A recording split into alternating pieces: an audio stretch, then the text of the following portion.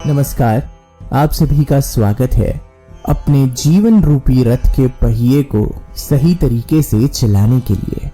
महायुद्ध महाभारत से जीवन वर्णन के उपदेश 11 सीखों के रूप में समझने और भली भांति अपनाने के लिए तैयार हो जाए। महायुद्ध महाभारत से प्रथम सीख।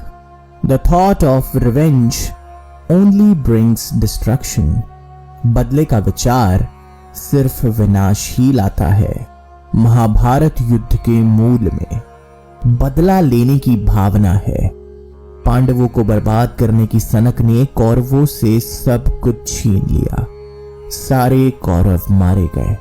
इस युद्ध में तो बच्चे तक मारे गए थे, लेकिन क्या पांडव इस विनाश से बच सकते थे? नहीं ना। इस युद्ध में द्रौपदी के 5 पुत्रों के साथ अर्जुन का पुत्र अभिमन्यु भी मारा गया।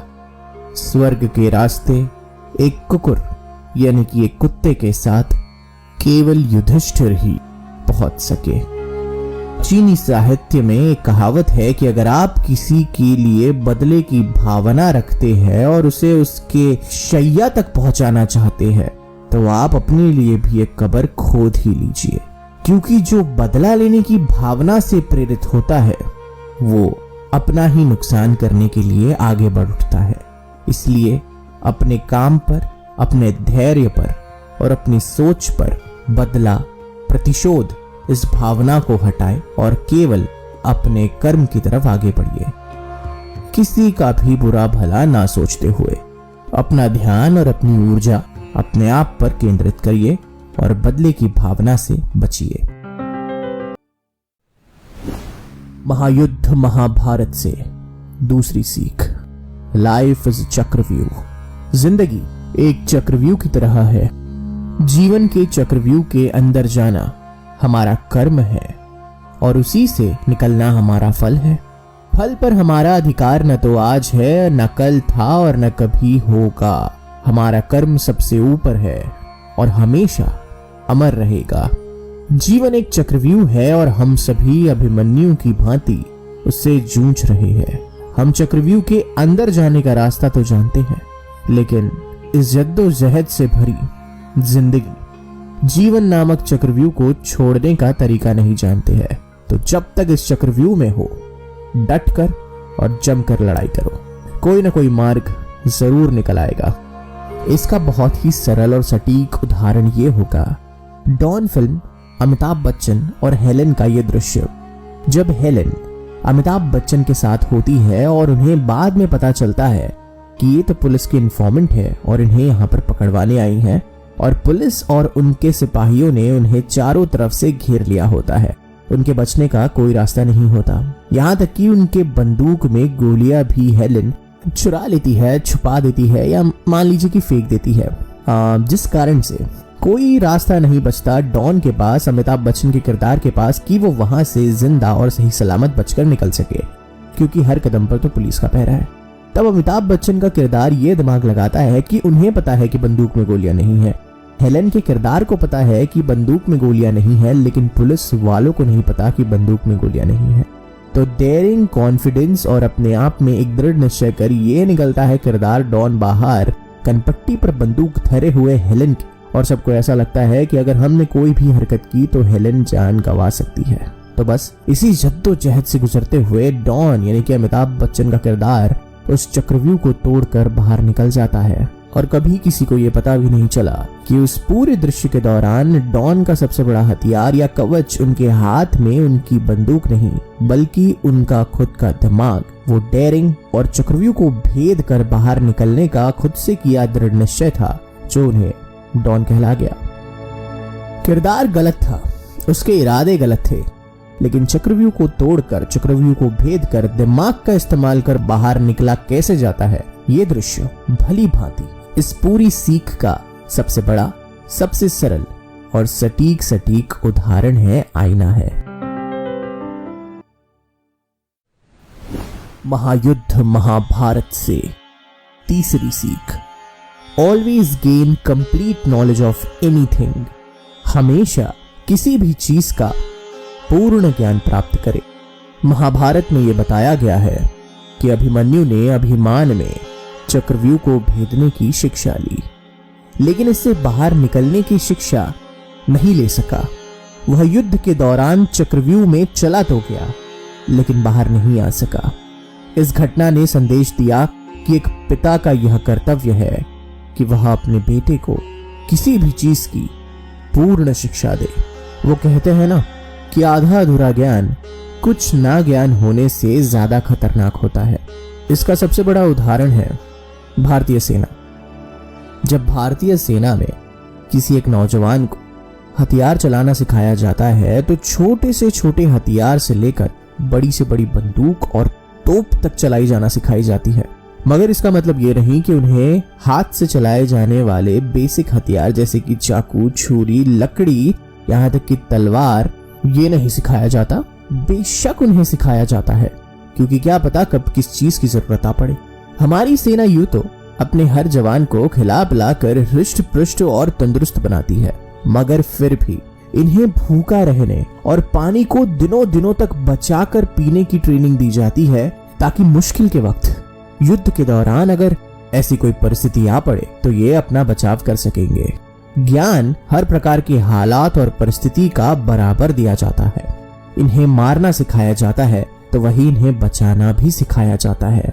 हाथ में मेडिकल किट रख कर अपने आप से ही थोड़ा बहुत उपचार करना और किसी की जान कैसे बचाना और किसी को दर्द से कैसे बाहर निकालना, ये ऑन फील्ड एक्सपीरियंस और ज्ञान इन्हें हर तरीके से और हर अलग अलग गतिविधियों को ध्यान में रखते हुए परिस्थिति का बराबर जायका दिया जाता है कि जंग के मैदान में भले ही इन पर कोई भी परिस्थिति क्यों ना आ जाए, तब इनका हाल और इनके चेहरों पर यह नहीं लिखा होगा कि अब क्या किया जाए। उन्हें बराबर ज्ञान होगा कि अब अगर ऐसा हुआ है तो मेरा एक्शन या मेरी क्रिया कुछ ऐसी होगी।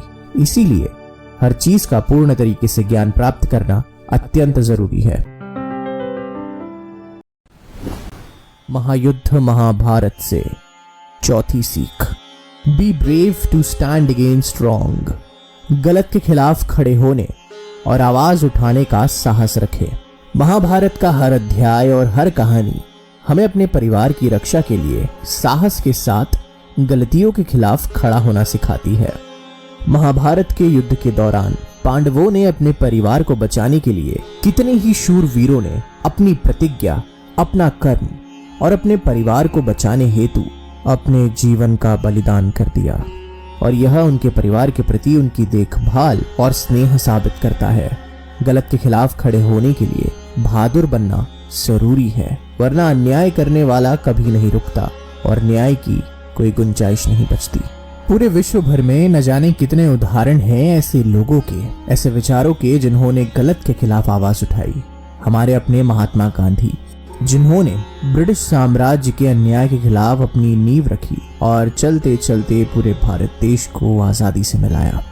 साउथ अफ्रीका के प्रथम प्रेसिडेंट नेल्सन मंडेला, जिन्होंने अपार्थीड के खिलाफ आवाज उठाई और गोरे लोगों के द्वारा काले लोगों पर किए जा रहे अन्याय के खिलाफ आवाज उठाने पर उन्हें जेल की सलाखों के पीछे तक डाला गया, मगर 2 दशक से भी ज्यादा जेल में बिताने के बाद उनके क्रांतिकारी विचार नहीं टूट सके, उनका आजाद व्यक्तित्व नहीं टूट सका और वो साउथ अफ्रीका के प्रथम प्रेसिडेंट बने आजादी उपरांत। अमेरिका के मार्टिन लूथर किंग जूनियर, जिन्होंने भी रेसिज्म यानी कि नस्ल के आधार पर अन्याय और सरकार के रवैये और लोगों के कुछ कानूनों के खिलाफ आवाज उठाई और अमेरिका में जातिवाद, नस्लवाद और नफरत के उस बीज को जो बड़ा पेड़ का रूप धारण कर चुका था उसे कुचल दिया और एक नए आजादी से भरे एकता में समाये हुए बीज को जन्म दिया। तो बस हर जगह की यही कहानी है। जहां जहां अन्याय का पाला, अन्याय का घड़ा बढ़ा है, वहां किसी न किसी इंसान ने और किसी न किसी संगठन ने अपनी आवाज उठाई है और बहादुरी से उसके खिलाफ अपने आप को समर्पित किया है। इंसानी जीवन का मूल स्रोत ही है अन्याय के खिलाफ आवाज उठाओ और साहसी बनकर सही के लिए, न्याय के लिए और सत्य के लिए अपने आप को बलिदान कर दो। महायुद्ध महाभारत से 5वीं सीख, everything is fair in war.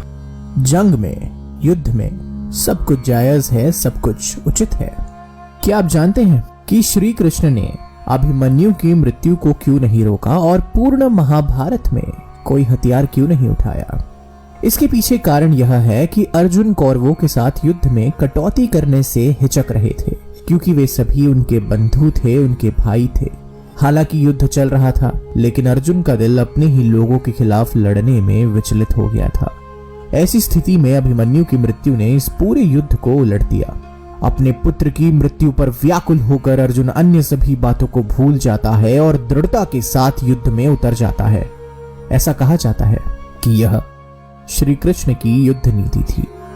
कहते हैं जंग में सब जायज है, और बहुत लंबे समय से हम सभी इसे सुनते भी आ रहे हैं। लेकिन अगर आज के वक्त के बारे में बात की जाए, जहां पर हम एक सेट ऑफ गवर्न्ड लॉज से चलाई जाने वाली सभ्यता है और पूरी की पूरी इंसानियत जो आजाद देशों में बसती है, जिनके आजाद विचार है, जिनके आजाद कानून है, वो पूरी सृष्टि को यानी कि पूरी दुनिया को अपना एक बड़ा सा घर मानती है। इसका मतलब है कि अगर किसी के घर पर जाना हो तो दरवाजे पर पहले दस्तक देनी होगी, और फिर अगर सामने वाला चाहेगा कि आप अंदर आ सकते हैं तो आप जाइए। अगर परमिशन नहीं मिलती है तो आपको वापस पलटकर चले जाना चाहिए। सही बात है। 2016 में पाकिस्तान के रास्ते से आए हुए कुछ मिलिटेंट्स, आतंकवादी या खुद पाकिस्तानी सेना, क्या पता किसने जाना किसने पहचाना, उरी हमारे कश्मीर बेस कैंप पर, आर्मी बेस कैंप पर सोते हुए सोल्जर्स का कत्लेआम किया। उन्हें मारा, उन्हें लड़ने का मौका तक के नहीं दिया, और वो वीरगति को प्राप्त हुए। इससे हमने एक चीज जरूर सीख ली कि जंग में जो भी होता है सब कुछ जायज है। तो इसी का जवाब और पुख्ता पलटवार हमने सर्जिकल स्ट्राइक देके किया, उन्हीं की जमीन में घुसकर और उन्हें मौत के घाट उतारा और अपने सारे जवानों की हत्या का बदला लिया। और सबसे पहले हमारे प्रधानमंत्री ने पाकिस्तान की एडमिनिस्ट्रेशन को कॉल कर ये बताया कि हमने आपकी जमीन पर एक सर्जिकल स्ट्राइक की है। अपने भारतीय सेना के वीर जवानों को भेजा, जिसमें हमने सो कॉल्ड मिलिटेंट्स को साफ कर दिया। यही होता है कि जंग में सब कुछ जायज है, ऐसे को तैसा। महायुद्ध महाभारत से छठी सीख, always respect your parents and elders. अपने माता पिता और अपने से बड़ों का हमेशा आदर करें। महाभारत में एक बहुत ही खास और बहुत ही चर्चित किरदार है जिनका नाम है अभिमन्यु, और वो ऐसे पात्र है जिन्होंने बचपन से ही अपने माता पिता और अन्य पांडवों का सम्मान किया था। वे भगवान कृष्ण की बहन सुभद्रा और अर्जुन के पुत्र थे।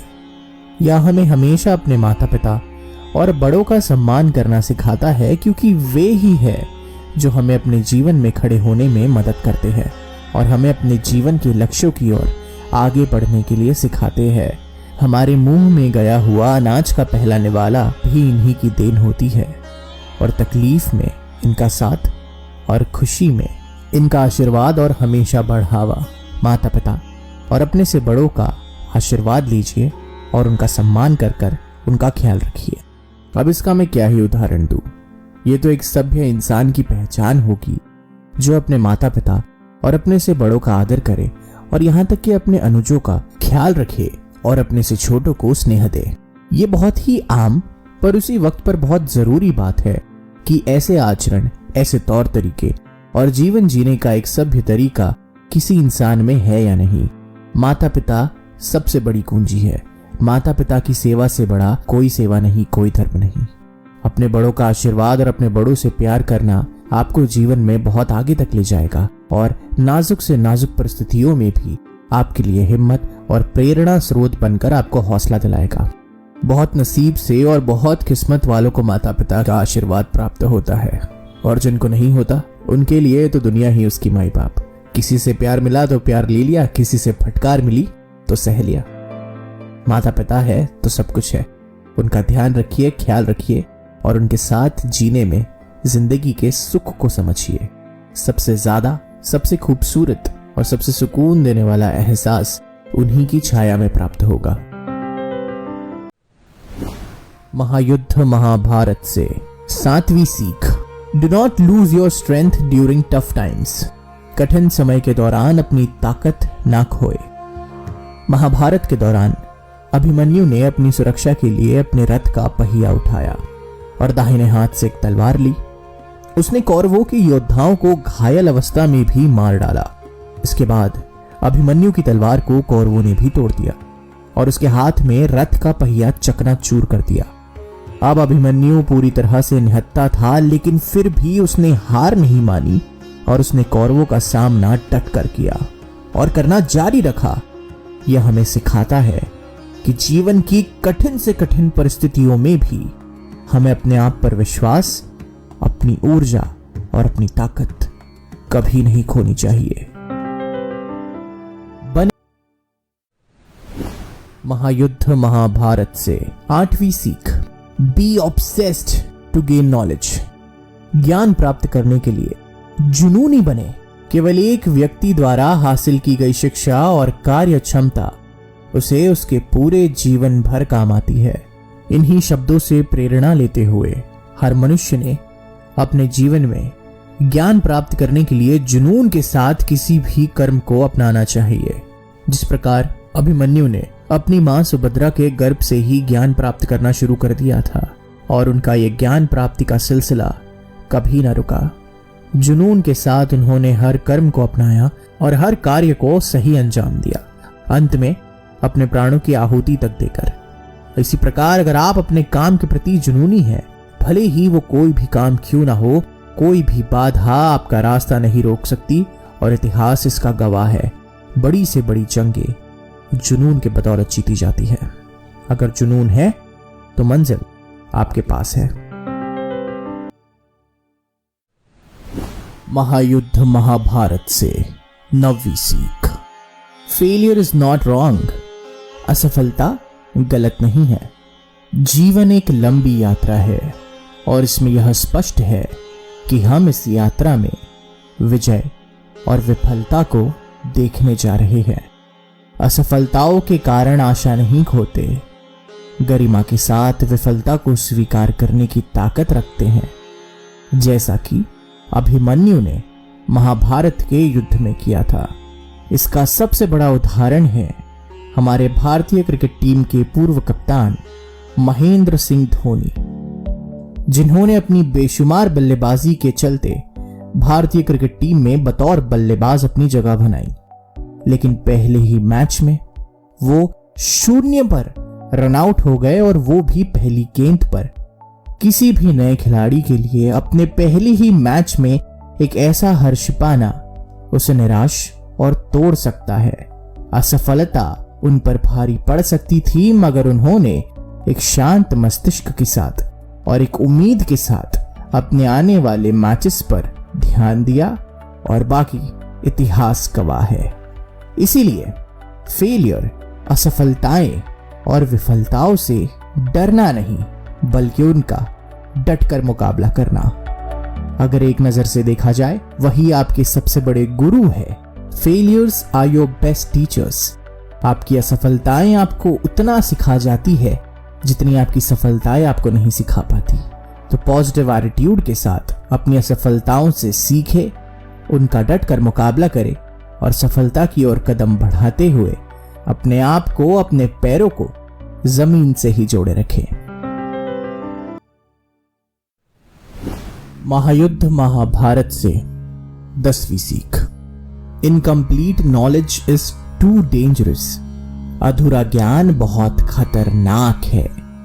कहा जाता है कि अधूरा ज्ञान सबसे खतरनाक होता है। इसका एक उदाहरण अभिमन्यु की कहानी है। अभिमन्यु महाभारत के बहुत ही बहादुर योद्धा थे, लेकिन हर किसी को उन परिस्थितियों के बारे में पता है जिसमें उनकी मृत्यु हुई थी। मुसीबत के समय किसी भी चीज का अधूरा ज्ञान किसी काम का नहीं होता है। आपको अपने ज्ञान में पारंगत होना चाहिए। सुनिश्चित करने के लिए किसी एक विषय में प्रवीणता होनी चाहिए। आधी अधूरी बातें और आधा अधूरा ज्ञान आपको कहीं नहीं ले जा सकता। ना आप इस घाट के रहेंगे, ना आप उस घाट के। कुछ नहीं पता हो तो भी ठीक है, लेकिन किसी भी चीज के बारे में आधा अधूरा ज्ञान खतरे की घंटी को न्योता देता है। तो ध्यान रखिएगा, जब भी किसी चीज में कूदो तो पूरा कूदो और पूरा ज्ञान का रस प्राप्त करो। महायुद्ध महाभारत से 11वीं सीख, be a real life hero. असल जिंदगी में रियल लाइफ हीरो बने। महाभारत के वर्णन के हिसाब से बहादुर अर्जुन पुत्र अभिमन्यु के जीवन का भी अंत आया। चलते चलते अभिमन्यु ने हमें सिखाया कि स्थिति चाहे कितनी भी खराब क्यों ना हो, उनका धैर्य के साथ सामना करना चाहिए। इस दुनिया में युद्ध जीतना न केवल श्रेष्ठता कहा जाता है, यहां तक कि युद्ध में अपने जौहर दिखाने वालों को भी दुनिया में सम्मान की दृष्टि से देखा जाता है। इसीलिए आपको अपने जीवन को एक योद्धा की तरह जीना चाहिए, ताकि लक्ष्य प्राप्त हो या ना हो, आपको अभिमन्यु की भांति समाज में एक अलग पहचान मिले। अपने असल जिंदगी में एक हीरो बने।